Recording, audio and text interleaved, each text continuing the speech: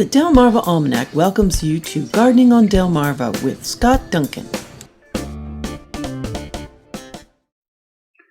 As we get to the end of August, the good growing weather has held.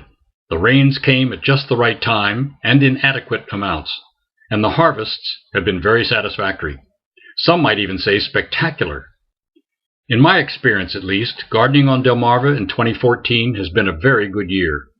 The blackberry crop came in beautifully beginning mid-July, helped along by the netting I threw over the berry patch to keep the birds at bay, followed by zucchini, yellow squash, and the first tomatoes.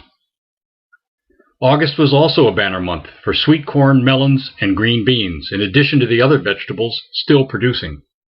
Overall, the garden area looked lovely in the late afternoon sunshine. I even had a bonus.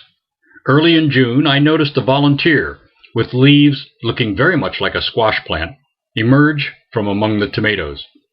Because I bury all our vegetable waste in various spots around the garden during the year, the appearance of a volunteer is not so unusual, but I didn't recognize this plant until one of the flowers eventually developed into a fine, fat pumpkin. The biggest disappointment this season is that the beehive didn't make enough honey for me to share. Nevertheless, the hive looks very strong and healthy, so I have high hopes it will come through the winter in good shape. To be sure, I'm letting them keep all the honey they produced. In mid-July, I paid a second visit to the 3 gardeners I introduced in my last report to see how they have fared. Joel Simpson on the Virginia Eastern Shore also reports having a good year despite a few setbacks. In his heavily shaded garden space, he raised corn, string beans, and pole lima beans, both of which he successfully transplants, despite the caution of experts, and numerous varieties of tomatoes and potatoes.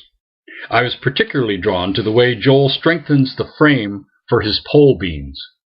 He strips the bark off of poplar saplings and uses it to bind reinforcement posts to the main one to make a very sturdy support for the plants. Unfortunately, Joel lost his entire wheat crop to armyworms, whose larvae can inflict considerable damage to grasses, and some of his potato plants produced poorly because of the dense shade. As a first-year gardener, Sue Brum in Mardella Springs understandably had her ups and downs.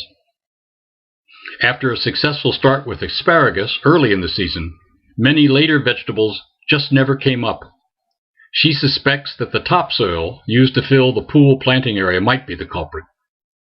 Her garden looked quite nice, but germination was spotty and her tomatoes and cabbage never got going. Nevertheless, she still has hope for her corn patch and watermelons, and looks forward to harvesting a number of birdhouse gourds. She'll follow that up with some additional late-season planting of broccoli, cabbage, cauliflower, radishes, turnips, and kohlrabi. It was a real pleasure to wander with Michael Richards around his spacious garden near Camden, Delaware. Everything looked so beautiful and healthy. His corn plot, lima bean area, and tomatoes, 24 different varieties of tomatoes, were all spectacular, although he could only muster an okay when I asked him how the season had been so far. By the time of my visit in mid-July, Michael had harvested and frozen 4 pickings of beans and had started eating the first batch of corn, with much more to come. My next visit to these 3 Delmarva gardeners, as well as a wrap-up report from my own garden, will be in late September. Until then, if you have any questions, please email me, and be sure to visit the Delmarva Almanac webpage for more information and links. Read our monthly garden planner and more in the Living Coastal section of the Delmarva Almanac. Thank you for watching. This has been a Moonshell production.